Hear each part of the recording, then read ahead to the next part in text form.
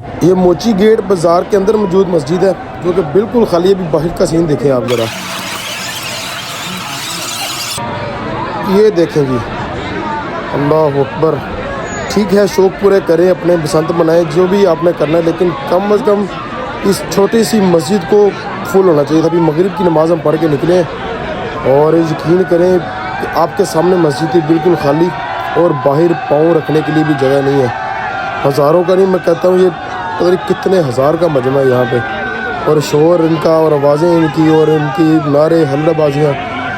10 minute की नमाज का वक़्त होता है। मैं ये नहीं कि कोई मौलवी हूँ, कोई लेक्चर झाड़ रहा हूँ, लेकिन एक दर्द सीने में मौजूद था इस चीज़ का। जब मैं मस्जिद के अंदर गया तो मैंने देखा कि यार सिर्फ इतने से लोग और बाहर पाँव रखने की भी जगह नहीं है। तो कम अज़ कम इस तरफ भी गौर करना चाहिए। नौजवान हैं, सब सेहतमंद हैं, मुसलमान हैं माशाल्लाह तकरीबन ज़्यादातर लोग।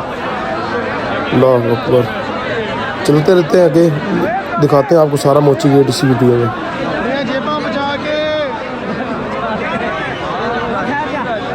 बड़े बड़े हरामी आए होने जेबा बचा के, जेबा खाने के लिए पैसे कोई एवं तेन पै जाए गाल के गड्डी में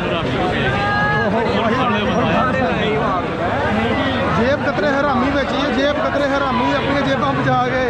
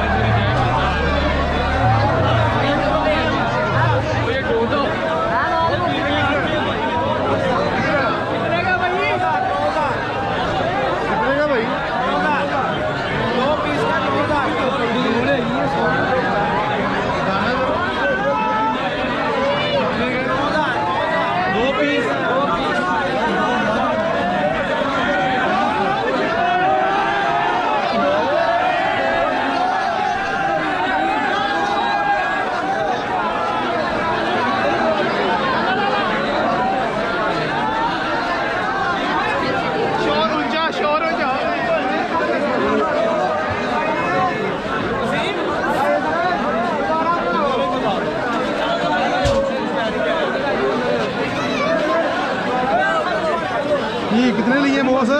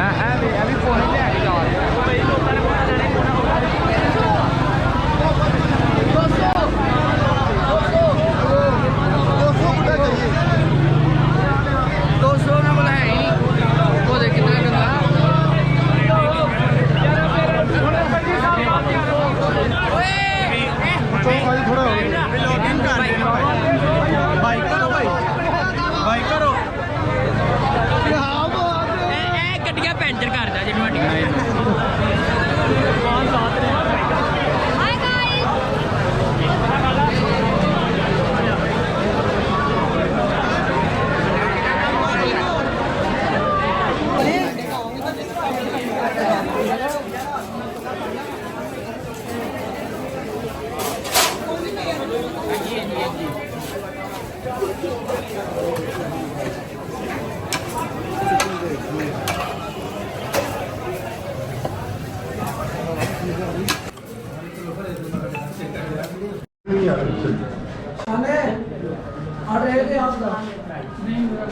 बहुत